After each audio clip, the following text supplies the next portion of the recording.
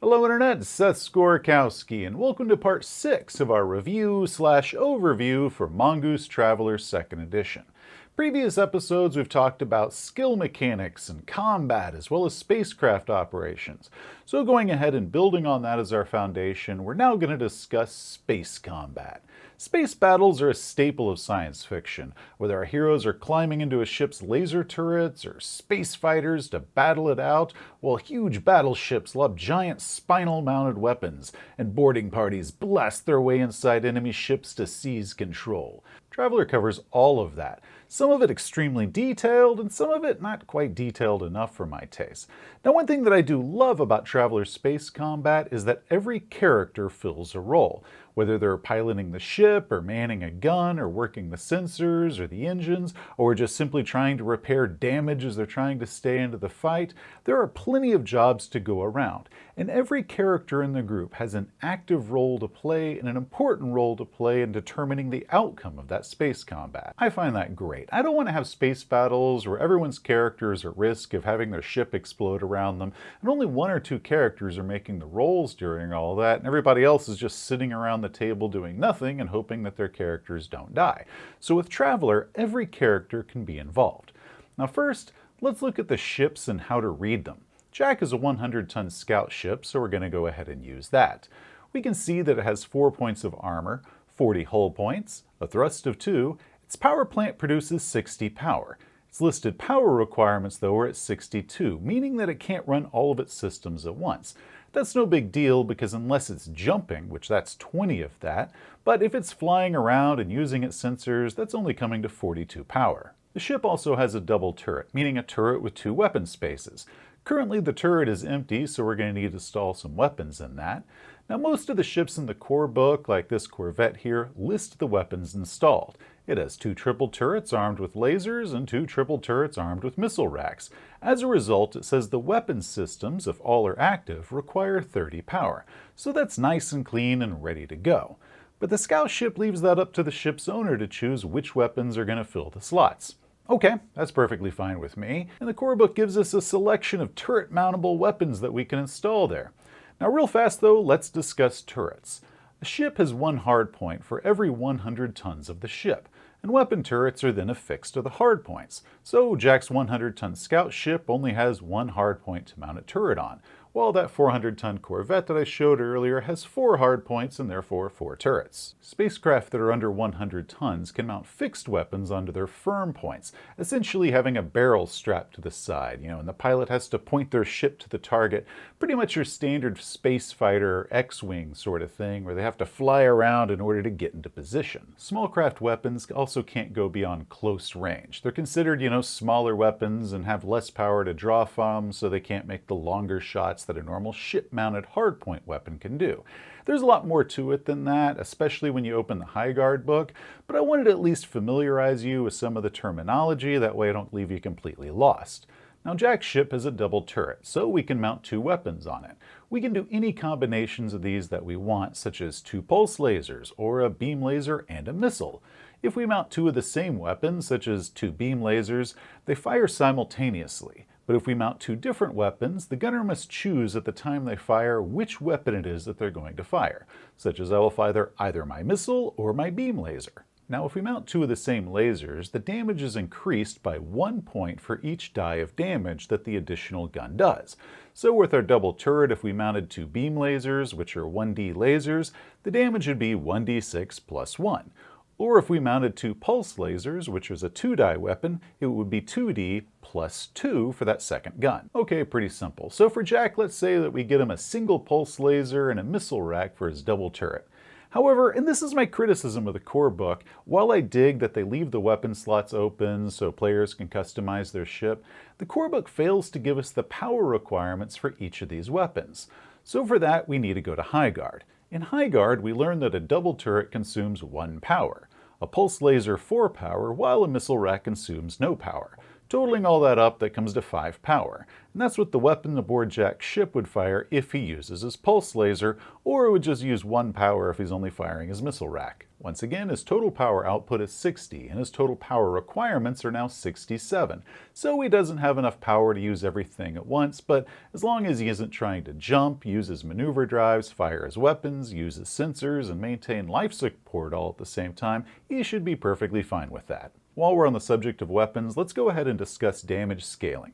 Ship weapons are huge and powerful, and while if they're firing against a ship, they do 1d6 or 2d6 or whatever the damage is listed as, against personal scale targets like people or ground vehicles, you multiply that damage by 10. Meaning that instead of a laser doing 1d6 versus a ship, if that same laser was to fire at a ground target like a person, that would be 10 to 60 points of damage. On the flip side, normal-sized weapons like assault rifles and pistols, they divide their damage by 10 when trying to damage a spacecraft. The book gives us a little chart for this, also reflecting that a person trying to hit a giant spaceship gets a plus to hit, while a spaceship trying to hit a tiny person gets a minus. I'll tell you, that trying to hit a single dude with a ship's turret is kinda tricky. It's like trying to hit a fly with a regular gun. But nothing is as satisfying as once you do. Ain't nothing left of that guy but a smoking crater. Okay, so that's it for just trying to understand the basics of what the ship system stuff is. Now let's discuss range. Once again, space is huge, and space combats can occur across many thousands of kilometers. So instead of tracking how far apart ships are from one another as far as how kilometers go, Traveler simplifies all this by breaking it down to what they call range bands. Keen observers might have noticed range being listed under the different weapons, such as beam lasers are medium range, while pulse lasers are long range, or when I mentioned that fixed mount weapons can't go above close range. Beyond these ranges, lasers and sand canisters are said to have lost enough energy to essentially be ineffective. Missiles, or at least the basic missiles that you find in the core book, are distant range, by the way. And I will be covering missiles in this video, but they're such a different animal that I'm going to fully address them close to the end once we've got everything else covered. The book gives us this chart breaking down the range bands and how much thrust is required to cross from one band to another. My introduction to tabletop space combat was done on a board with different hexes across it, and we counted hexes between all the different targets. But since range bands can go anywhere between 1 kilometer to 50,000 kilometers, or if you're just counting thrust points, it would be 92 total thrust points to go from distant range to adjacent range, it becomes a little bit too much to try to count those out across the table.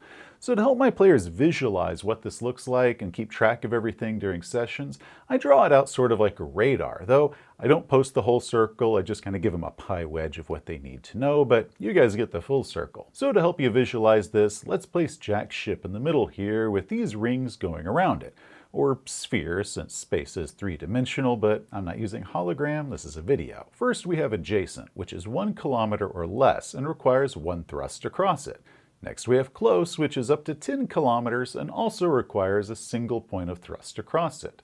Then we have short range, which is up to 1,250 kilometers and requires 2 points of thrust across from one side to the other.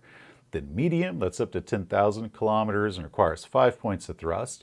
Long, which is up to 25,000 kilometers and requires 10 points of thrust across. Very long is up to 50,000 kilometers and 25 thrust in size. And then we have distant, which is just simply being over 50,000 and 50 thrust across. HighGuard does specify that distant ends at 350,000 kilometers and then has a couple more range bands that they have to add on that. But essentially beyond distant, for the purposes of space combat, weapons and sensors are so ineffective at that range that they're not really in combat anymore. Now the first two bands, adjacent and close, are considered dogfighting range, and ships wishing to dogfight are limited to only doing it within these ranges. Everything beyond that is regular space combat rules all the time. So if we encountered an enemy ship out at distant range, it would take 50 points of thrust just to close that down to the next range band. Since Jack's ship is a thrust of 2, that's how much of that distance he could close in a single combat round. Of course, if both ships charged each other at full speed, you'd combine their thrusts. Or if one of those ships chose to flee, the distance between them would change by whatever the difference in their thrust is until they were either too far apart to matter, or had closed that down to very long range. At long range, the enemy ship is within range of Jack's pulse laser, so he can begin firing with that if he chooses. Eventually, they'll get within close range. It can either begin dogfighting rules or expend those last 2 points of thrust to begin boarding actions. So with combat range, all you need to track is which range band your opponents are in and how many thrust points they are from either side of that range band, whether they're moving closer or further away. Okay, so now that all that foundation is out of the way, let's finally talk about doing space combat. Like with regular combat, it is divided into rounds. Unlike regular combat rounds, which are 6 seconds, space combat rounds are 6 minutes each. An ambush or a surprise round is kinda hard to do in space. There really isn't that much that someone could hide behind. But if one side hides behind an asteroid or has stealth tech or pretends to be a harmless ship or even pretends to be an asteroid, it's possible to get the drop on your opponent. If so, the surprise party can take no action that first round, essentially meaning that their attacker gets a free round to attack. After that, we roll initiative and continue like normal. How we determine initiative is each ship rolls 2d6, adds the pilot's skill level in piloting whatever type of ship it is, and then adds their ship's thrust value to this. So Jack would roll 2d6, add his pilot spacecraft level, which is 0, and his ship's thrust value, which is 2. The result being his and his entire ship's initiative order for that combat. Next, one commander per side can attempt a naval tactics roll if they wish. Now this is completely optional. The effect of this roll increases or decreases the initiative for their ship, or ships if there's more than one, because you can only do this once per side. Again, this is only rolled once per combat at the very beginning. Once the initiatives are all determined, we're ready to begin. The combat round is broken into 3 steps, or phases, that go back and forth until all of them are complete. The maneuver phase, the attack phase, and the action phase. And like with regular combat, we also have reactions that can interrupt this. Once all 3 phases are complete, the combat round ends and we move on to the next round. So just going through these in order, we start with the maneuver step. This is performed by the ship's pilot. The pilot can allocate their ship's thrust points to various actions. So Jack's scout ship has 2 thrust points he can spend on various maneuvers, the easiest of which is movement, where they can increase or decrease the distance between their ship and their opponents, eventually moving to a closer or further range band. And Jack can spend 0, 1, or both of his thrust points in order to do that. There's also combat maneuvering, which gives us a few more options. First is aid gunner. With this, the pilot spends 1 thrust point to steady their ship or position in a way to help the gunners out. And to do that, they make a piloting check to create a task chain, if you remember us going over those before. They can attempt this only once per round, and of course, if they fail, they might hurt their gunners' chances because they completely fail to steady the ship or line up that shot for them. Next, they might perform a docking action, maybe docking with a friendly ship in order to evacuate or resupply, or docking with an enemy ship to instigate a boarding action. They spend 1 thrust point and make a piloting check in order to dock. However, if the other ship does not want to dock with them, then both pilots have to make an opposed pilot roll, with a bane being applied to the attacker because it's kinda hard to dock with somebody that don't want you to dock with them. Or they could perform evasive actions, which is dodging incoming fire. This is a reaction, and we're going to cover it more once we get to reactions. Unlike with other combat maneuvers, an evasive action may be performed multiple times in a round, spending 1 point of thrust for each attempt of doing it. Combat maneuvers are great. While a pilot might be tempted to burn all their thrust points going full throttle either toward or away from their enemy, a smart pilot's going to hold back a bit and keep a few of those thrust points in reserve, either to dodge enemy fire or help their gunners take that other ship out. Once each ship has completed their maneuver phase, we can begin step 2, the attack phase. Again, starting with the ship who won the initiative and working our way down through the others. The attack phase is performed by the gunners. Only 1 gunner may operate a turret at a time. Fixed mounts, such as you'd find on a space fighter, those are fired by the ship's pilot, who's essentially moving their ship up and down like a turret itself. To perform the attack, you roll 2d6, add the appropriate gunner skill, usually being turret, add your dexterity dice modifier. Providing your target is within range of your weapons, if you score an 8 or higher, you hit. Congratulations. Now one thing here, and the rules are a bit vague on this one, is for fixed mounts. It appears like they're asking that you should roll a gunner turret skill for this, but Personally, I house rule that if the pilot is the one firing the shot, it could either be using his turret skill or his pilot skill, whichever one is higher, but that's just a house rule that I employ. The rules give us several modifiers for this attack roll, such as penalties for longer ranges, or a bonus if it's in short range, or pluses for various types of lasers. One thing that's not covered in the core book but appears in JTAS number 5 is called shots, where an attacker specifically targets a certain part of the ship, such as, I'm going to go for their thrusters, or I'm going to go for their cockpit. For called shots, the attack roll suffers a -2 to hit. But if the hit is successful and it's also a critical hit, then the attacker has been able to choose where the critical hit occurs. Now, this can only be done with direct fire weapons, so it can be done with lasers but not missiles or torpedoes, and we'll get to critical hits in a bit later in this video, but I wanted to go ahead and mention call shots now while we're talking about the attack phase. It's also during the attack phase that the attack steps might be interrupted by reactions. There are several possible reactions that we could do depending on the role that each character plays. First is evasive action, which is performed by the pilot. With this, if the pilot has any unspent thrust points left over from the maneuver phase, they may spend 1 point of thrust to dodge incoming fire. This means that their pilot's skill level is then applied as a negative dice modifier to the attack. There's no roll that they have to make for this, they just simply announce that they're going to dodge incoming fire. If they're a 3rd level pilot, then the attack is a -3, if they're a 2nd level pilot, the attack is a -2, etc., etc. An attack may only be dodged once, but pilots may attempt to dodge as many attacks in a round as they have thrust points available to keep dodging them. Next is disperse sand, which is performed by gunners. One of the weapons that can be loaded into a turret is called a sandcaster, which is essentially a giant shotgun loaded with sand and other particulates. A turret gunner who hasn't fired yet, providing they do have a sandcaster in their turret, may fire 1 load in an attempt to attack a laser attack. They roll 2d6, add their turret skill and their dexterity dice modifier.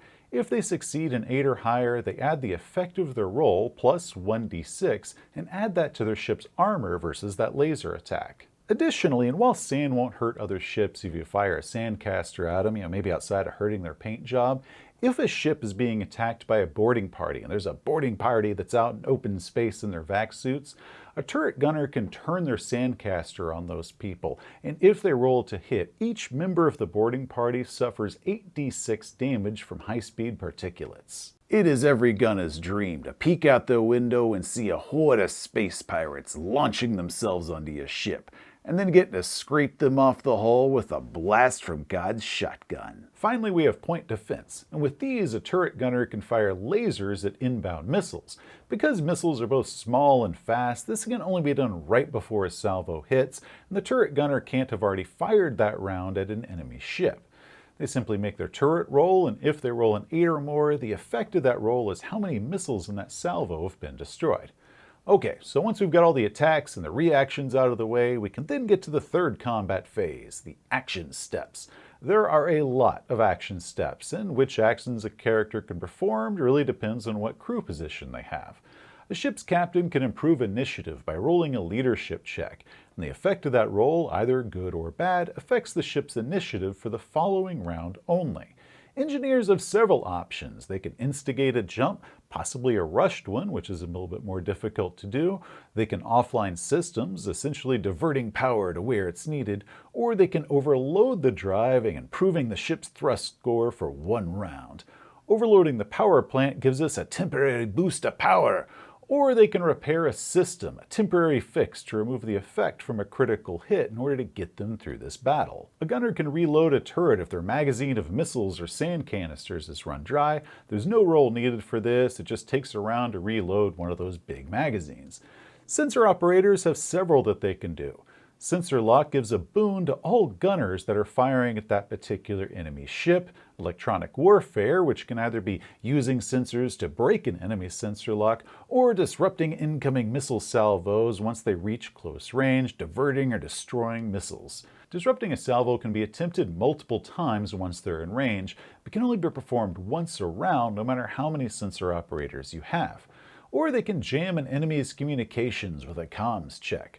Now, one thing here is that unless a ship has had a sensor station upgrade, and you can find those available in High Guard, only one sensor operator can go at a time.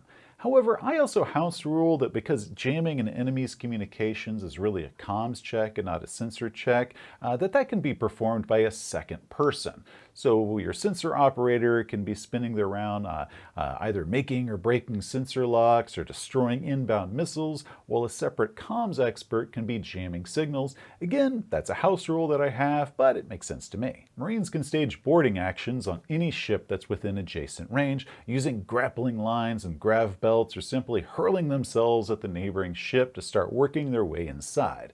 Finally, any crew member can change duties, switching from captain to gunner to marine or whatever else is needed.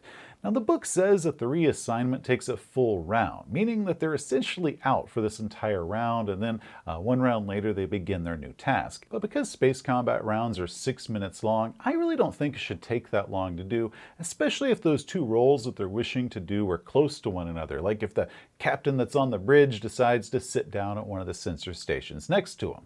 So, as a house rule, I don't require that it takes a full round unless we're in dogfighting or some other variable is present that would prevent them from just being able to immediately assume that role within the next 6 minutes. Once all the action steps are complete, the round is over and we begin the next one, starting with a maneuver step until one side wins or escapes. Okay, that's it for space combat, or at least regular space combat. Now let's talk about dogfights. Dogfights may occur once two ships are within close range, and that's where we go from a slow, almost submarine combat to blazing fast combat like in a Star Wars movie with ships zipping around one another. A dogfighting round lasts only 6 seconds and follows more of the normal combat rules than space combat. However, smaller ships have the advantage here, and ships that are 100 tons or more, such as Jack's 100-ton scout ship, suffer a -6 to all attack rolls. At the beginning of each round, the pilots make opposed piloting checks. Because most small craft used fixed mounted weapons, this is for them to not only line up their weapons against their enemies, but make sure that they're not within the line of sight for the other weapons on the enemy ship, essentially trying to get behind them. There are several dice modifiers to this, rewarding faster spacecraft while hindering larger craft, such as Jack's 100-ton ship suffers a -2 dice modifier. If he spends both his thrust points on dogfighting, he can negate that down to just a straight roll. This 400-ton Corvette would have a -5 and reduce that down to a -1 if they spend all 4 of their thrust on dogfighting, while this huge 1,800-ton merchant cruiser would suffer a -19, and even if it spends all 4 of its thrust, that still comes to a -15, meaning there is no way they're going to win this roll. Meanwhile, this tiny 10-ton fighter suffers no minus, and it could spend up to all 6 points of its thrust to give it a +6 to this roll. Now what this roll means is that the winner's fixed weapons are lined up with the target, while the loser's weapons are not lined up with the target, and therefore they can't fire on the enemy with them. If this roll is a tie, that means that neither ship can line up a shot, and then they're not going to be able to use their forward-facing weapons. Now with ships that are armed with turrets, and turrets can fire any direction, they're not like a fixed weapon or anything, and they can still hit their opponent, those can still fire in the round. However, the winner of the dogfight roll gets a +2 to all of its attack rolls, while the loser of the dogfight roll suffers a -2 to all of its attack rolls with its turrets.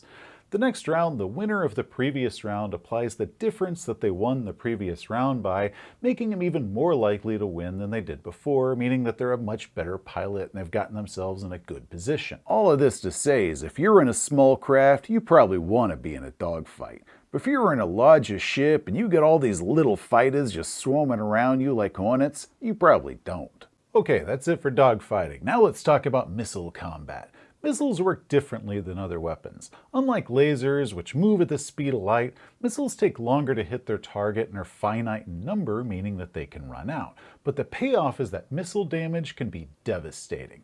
Missiles are launched in salvos. Now this might be one missile from a single turret, or multiple missiles from double or triple turrets, or multiple missiles fired from several turrets. A salvo is all the missiles that are launched by a ship in a single round. The core book offers us only one kind of missile, the standard 4D variety. The High Guard book offers us a wider selection, but the big thing that they all have in common is the SMART trait.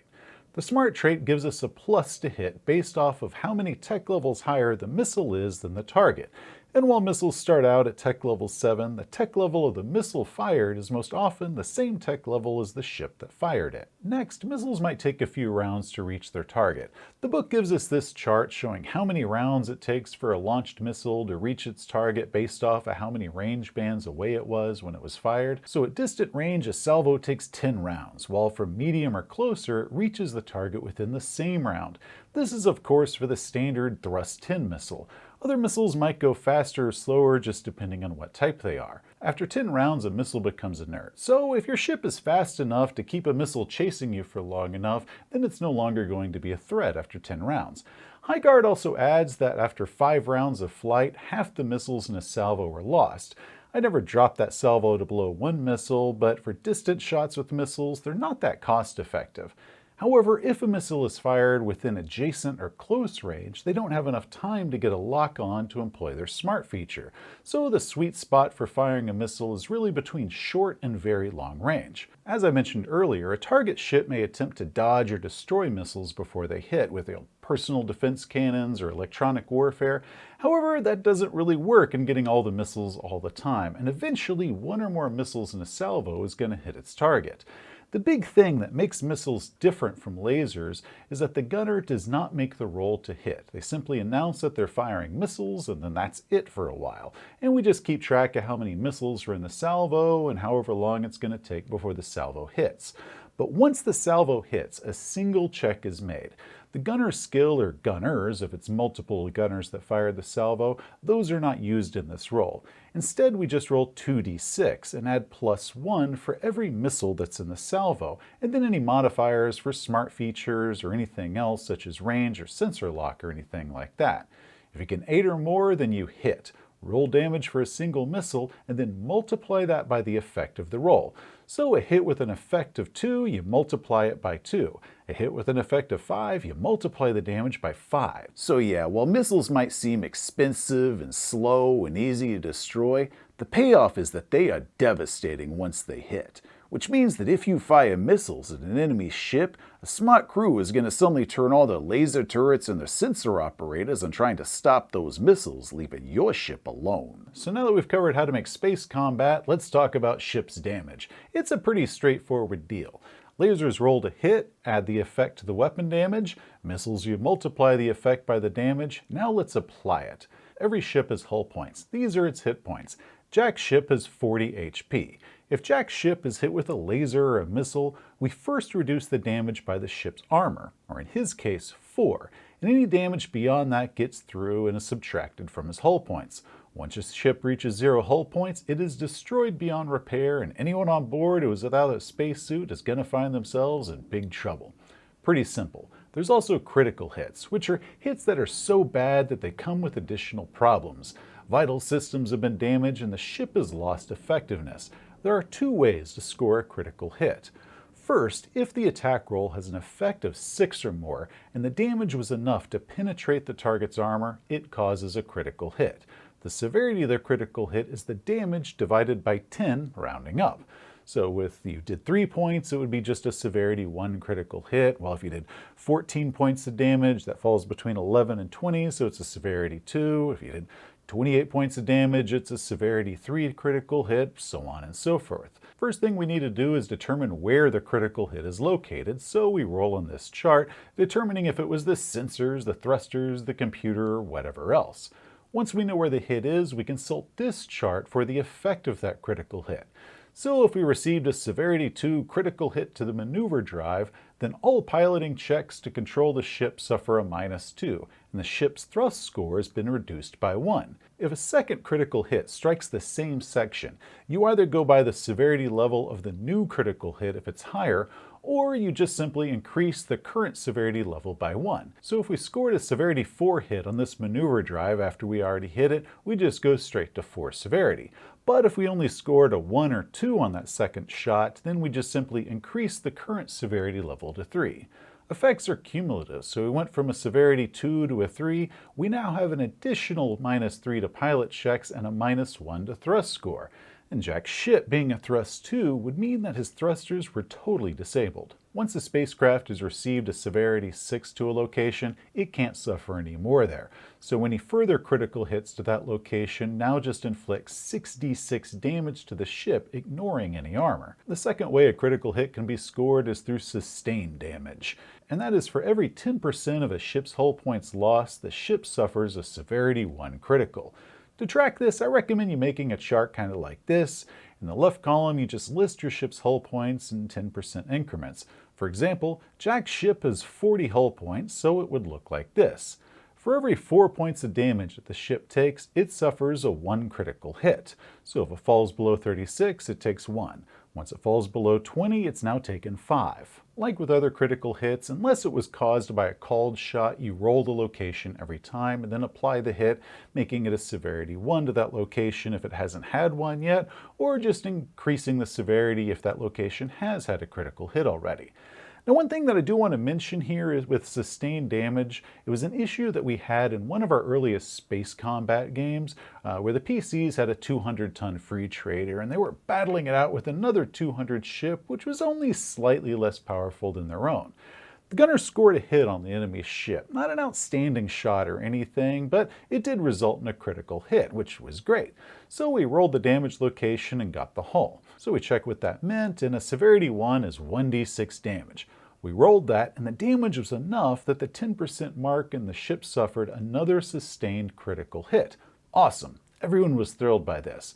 We figured that since the damage came from the critical hit that just happened at the hull, that we just increased the severity level of that critical hit. So that was 2d6 more damage. We rolled that, and again it was enough to give us another critical hit, moving the severity to 3. It was about this time a few of us realized the problem. At 3, that's 3d6, almost certainly enough to give us another critical hit, and we realized we're beginning to have a runaway cascade. This ship was likely a goner from a really basic laser blast.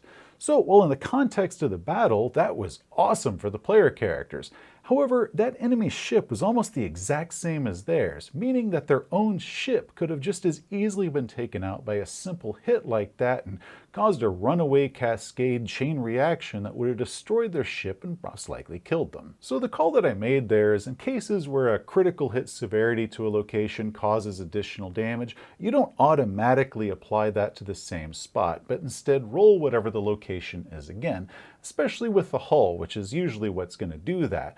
Maybe the hull ripping a little wider damaged the fuel tanks or something like that, but it doesn't automatically get applied to the same location. You just go ahead and roll that every time.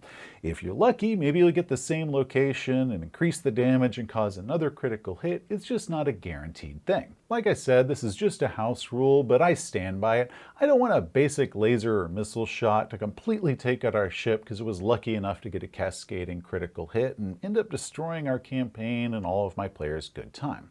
Now, finally, let's look at boarding actions, where troops manage to storm and board an enemy ship.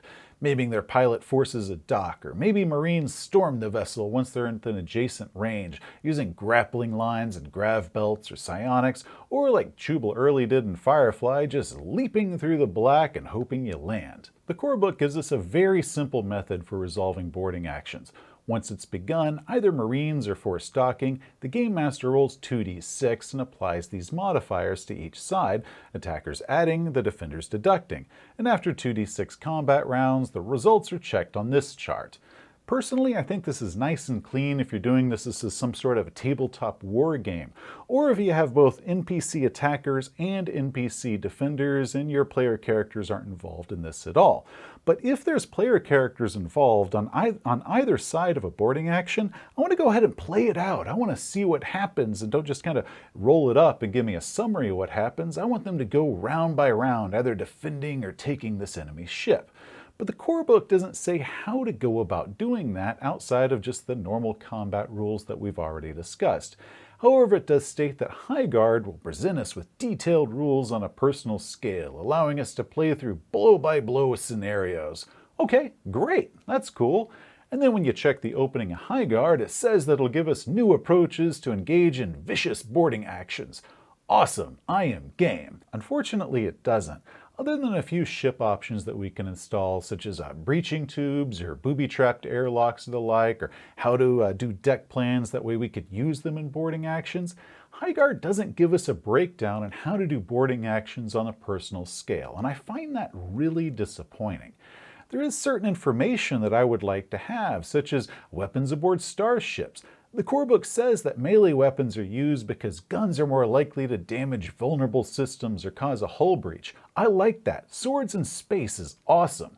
However, nowhere have I found the rules on that, or how a missed shot might destroy the ship's computers or important conduits, resulting in a critical hit from the inside, or how much damage it takes to breach the hull or a window from the inside of the ship, or how much protection interior walls give.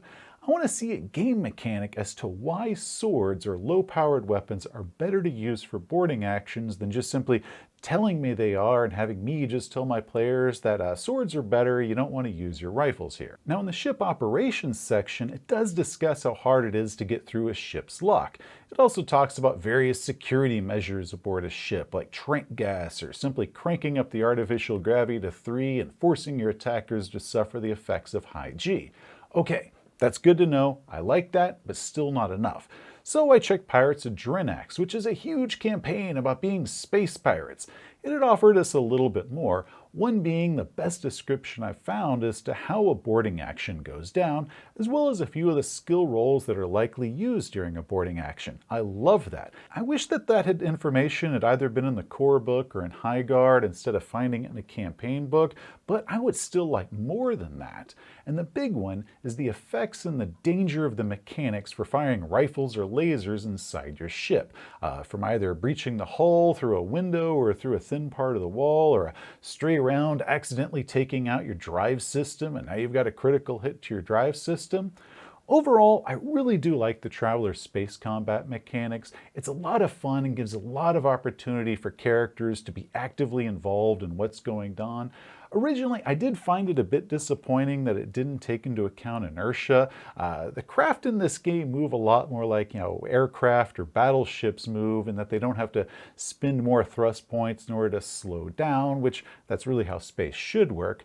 But the system works really well in recreating some of those things like Battlestar Galactica or Star Wars, where they do move like airplanes or battleships in those TV shows and movies that I enjoy. And I think Traveler was more concerned with making this more of a cinematic and fun game than realistic, and I'm perfectly fine with that and I totally support it. Many of the elements that are presented like dogfighting, I doubt most players are going to use that much. I think most players are going to use this for full-size spaceship battles rather than just, small craft only battles. But it is there in case they want it.